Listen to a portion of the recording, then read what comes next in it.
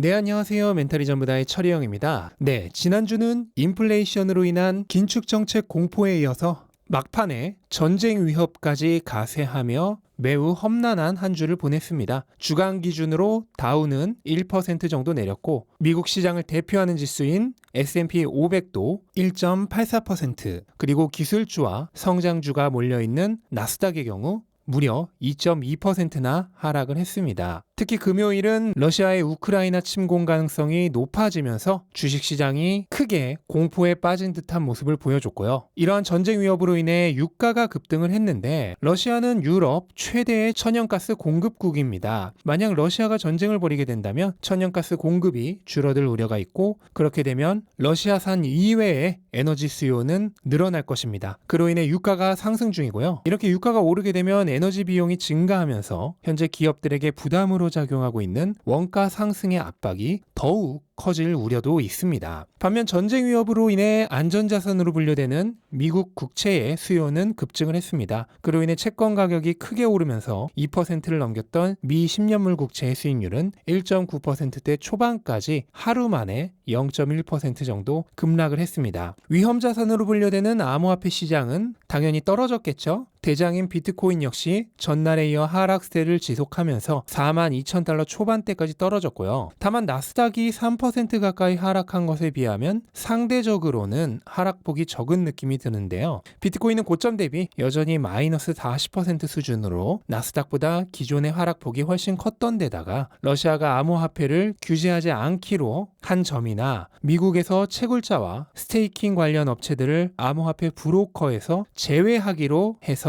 이들 업체 세금 부담이 크게 줄어들 것으로 예상되는 점 등 몇몇 호재가 겹쳤기 때문으로 보입니다. 어쨌든 이런 뒤숭숭한 분위기 속에서 다음 주에 시장 흐름을 바꿀 수 있을 만한 주요 이벤트들이 기다리고 있습니다. 일단 가장 중요한 분위기 메이커가 될 것으로 예상되는 이벤트는 16일에 있을 연준의 1월 FOMC 회의록 공개입니다. 여기서 향후 연준의 정책 방향성을 조금 더 확실하게 들여다볼 수 있을 것으로 기대가 되고요. 파월이 지난 1월 FOMC 결과 발표 당시 발언했던 것보다 실제 연준 의원들의 의견이 더 매파적이냐 아니냐에 따라 향후 시장에 큰 영향력을 끼칠 것으로 예상이 되고요.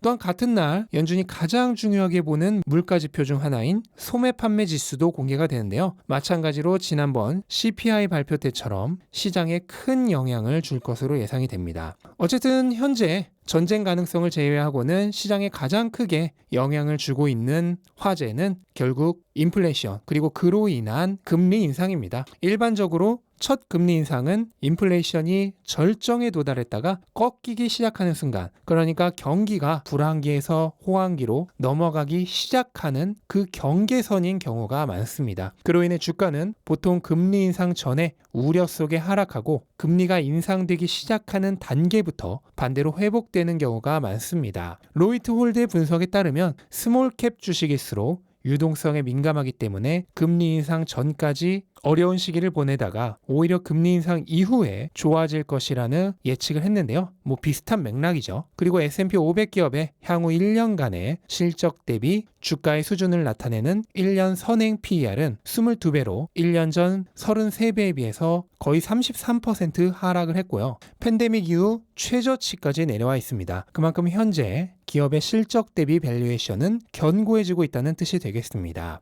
현재 시장을 흔들고 있는 긴축 정책의 불안감과 전쟁 위협은 모두 달러의 선호도를 증가시키는 일입니다. 달러의 선호도가 올라가게 되면 상대적으로 자산의 가격은 내려갑니다. 달러와 자산은 서로 반대되는 위치에 있기 때문이죠. 달러의 가치가 증가할수록 물가가 내려가는 것과 비슷한 효과입니다. 하지만 달러의 가치 증가는 지극히 일시적인 현상일 뿐입니다. 자산을 팔아서 달러와 원화와 같은 현금을 확보하겠다는 것은 영원히 하락하는 현금의 가치가 잠시 상승하는데 베팅하는 행위입니다. 물론 그 베팅이 성공할 수도 있습니다. 하지만 추세와 반대 방향으로 베팅하는 행위를 지속한다면 언젠가는 돌이킬 수 없을 정도의 큰 실패가 확정되어 있습니다. 달러의 가치 상승이 얼마나 지속될지는 저는 예측할 수 없습니다. 정확히는 예측하려고 하지도 않습니다. 어차피 지극히 단기적인 현상에 불과할 것이기 때문입니다. 투자의 타임라인이 평생인 투자자에게 있어 1년이나 2년의 흐름을 예측하는 것은 무의미합니다. 인류의 역사에서 화폐가 등장한 이후로 모든 명목 화폐의 가치는 지속적으로 하락했습니다. 여기에는 단 한 번의 예외도 없습니다. 그 긴 시간 동안에 전체적인 관점에서 돈과 자산의 관계를 바라봐야 합니다. 단기적인 시야에 갇혀 추세와 역행하는 방향으로 투기를 해서는 더더욱 안 되겠습니다. 네, 이것으로 오늘 영상은 마치도록 하겠습니다. 영상 도움되셨다면 구독과 좋아요 부탁드리고 즐거운 하루 되시기 바랍니다. 감사합니다.